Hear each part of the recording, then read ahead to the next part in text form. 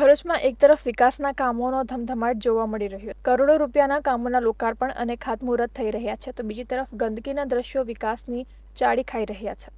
ભરૂચ નગર સેવા સદનના ward number 7માં આવેલ દાંડિયા બજારમાં છેલ્લા 10થી વધુ દિવસથી ગટર લાઇન ઉભરાઈ છે, જેના કારણે દૂષિત પાણી મુખ્ય માર્ગ પર ફરી વળે છે। નજીકમાં જ શાક માર્કેટ તેમજ મચ્છી માર્કેટ પણ આવેલું છે, ત્યારે વેપારીઓ પારાવાર મુશ્કેલીનો સામનો કરી રહ્યા। આ અંગે વેપારીઓ અને સ્થાનિકોના જણાવ્યા અનુસાર છેલ્લા કેટલાય દિવસોથી ગટર લાઇન ઉભરાય છે।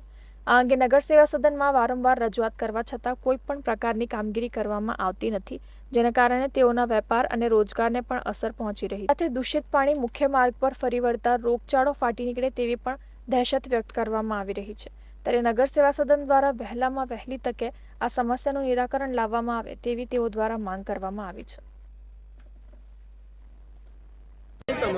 મારે સાહેબ હું રસ્તામાં ધંધો કરું છું, આજે કઈ વર્ષોથી 40 વર્ષથી ધંધો કરું, પણ આ 2 મહિનાથી તો બહુ જ તકલીફ છે ને હું પાણીમાં જ બેઠી છું। તમે જોઈ લો, આવડે બી લારી મારી પાણીમાં જ છે, મારા પાસે ગ્રાહક કેવી રીતે આવે? હું કેવી રીતે ધંધો કરું? હું રાંડ વેવા બૈરી, મારા આજે કોઈ ગ્રાહક આવે તો હું ખાઉં બી ખવડાવું બી, મારે જે ધંધો પાણી નથી, મેં કેવી રીતે ધંધો કરું?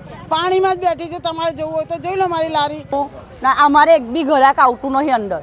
આ બધો ગોજવાળો ભેગો થાય ને સરકારીમાં કચરા પેટીવાળાને બી ફોન કરીએ, પણ ફોન કરે તો અહીંયા આવતા નથી એ લોકો।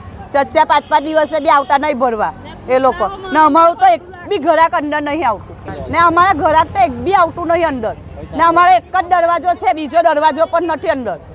ચેમ્બર ઉભરાયેલું છે, એ ચેમ્બર મતલબ સાફ જ કરવા નહીં આવતા। મતલબમાં અહીંયા કચરાની પેટી મૂકતા હતા તે બી બંધ કરી દીધી છે। મતલબમાં રોજ આટલો કચરો મતલબ અહીંયા પડેલો જ હોય છે। મતલબ જાણ કરી નગરપાલિકામાં જાણ કરી, બધા કાઉન્સિલર લોકોને બી જાણ કરી।